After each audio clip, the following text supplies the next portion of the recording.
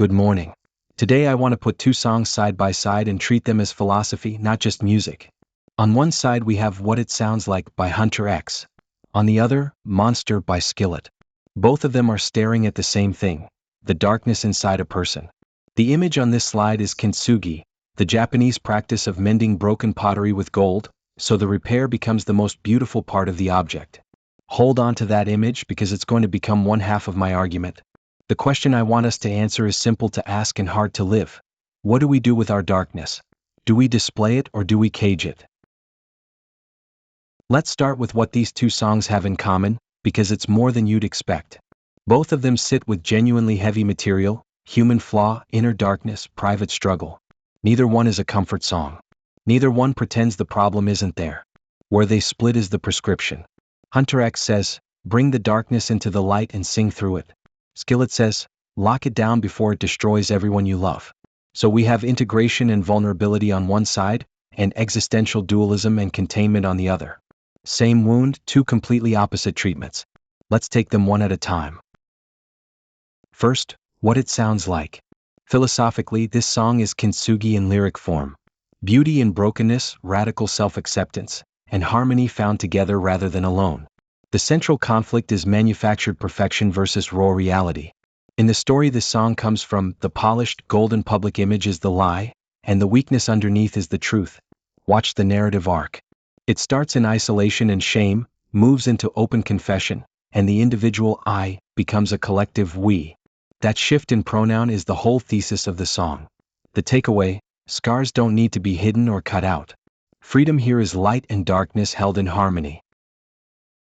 Here's the moment the mask comes off. Let me read it as written. I broke into a million pieces and I can't go back. But now I'm seeing all the beauty in the broken glass. The scars are part of me, darkness and harmony. My voice without the lies, this is what it sounds like. Notice two things. First, I can't go back. There's no fantasy of returning to an unbroken state. The damage is permanent and accepted. Second, my voice without the lies. Authenticity is the cure. The healing isn't the absence of scars, it's the end of hiding them. Now the other pole, monster. Philosophically, this is Jung's shadow, but experienced as terror rather than as material to work with. It's existential dread, an open war between the moral self and the destructive impulse. The central conflict is that there is something inside that feels uncontrollable and alien, and it threatens to break out and destroy everything. The narrative arc here isn't progress, it's hypervigilance. The speaker agonizes over lost control and over the possibility that the monster isn't an intruder at all, that it's who he actually is. The takeaway: darkness is an invasive force to be fought, hidden, and restrained. And that strategy isolates you because you can't let anyone close enough to see it. Same exercise, here's the lyric at the center. The secret side of me I never let you see. I keep it caged but I can't control it. 'Cause if I let him out, he'll tear it all down. It's secret, it's sacred, I gotta keep it hidden.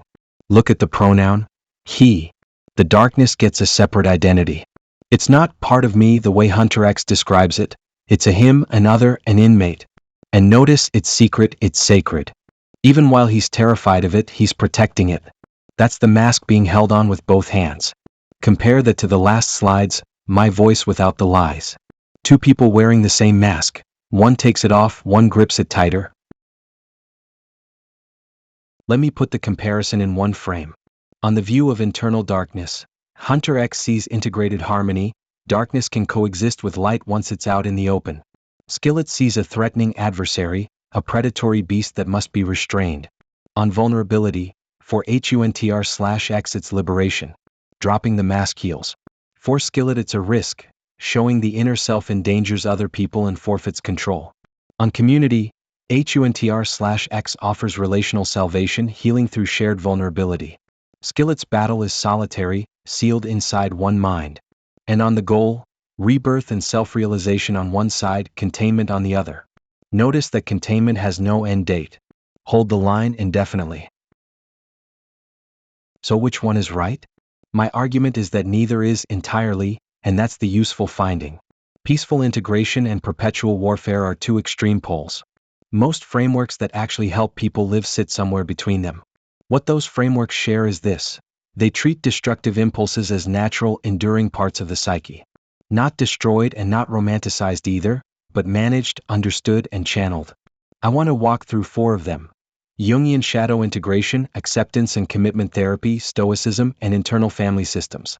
4 different vocabularies, 1 shared instinct. First, Jung.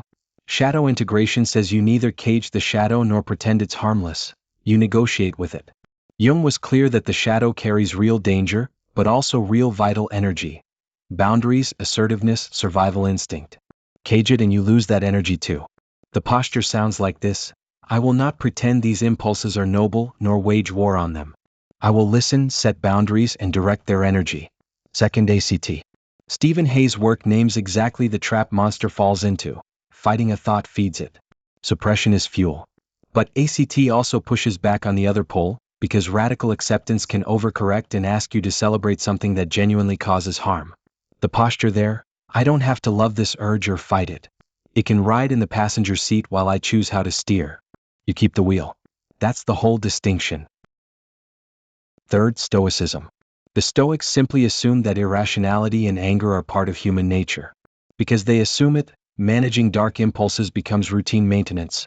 Weeding a garden, training a horse, not an emergency. Marcus Aurelius framed self-mastery as the quiet daily duty of reason over raw impulse. Not a war with an alien demon. Just today's work, again tomorrow. Fourth, internal family systems.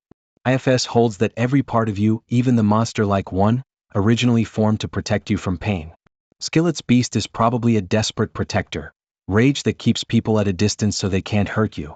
So, the response isn't a cage, it's a conversation. I see you are trying to keep me from feeling weak.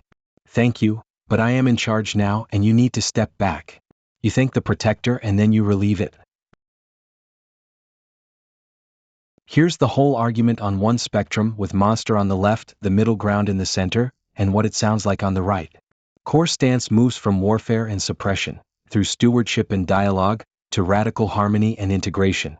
The dark impulse itself goes from an alien beast threatening to destroy me, to a natural high-energy part of human nature that needs direction, to a scar that adds beauty and depth to who I am.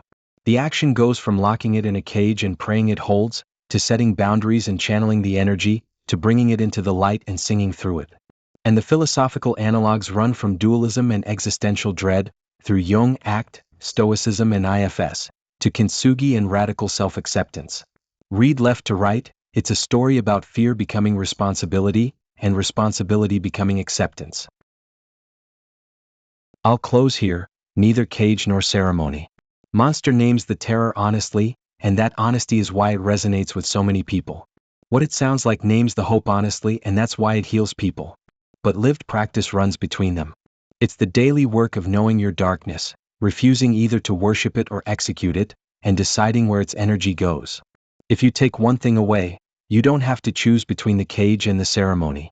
There's a third option, and it's mostly just maintenance. Go listen to both songs back to back. Thank you.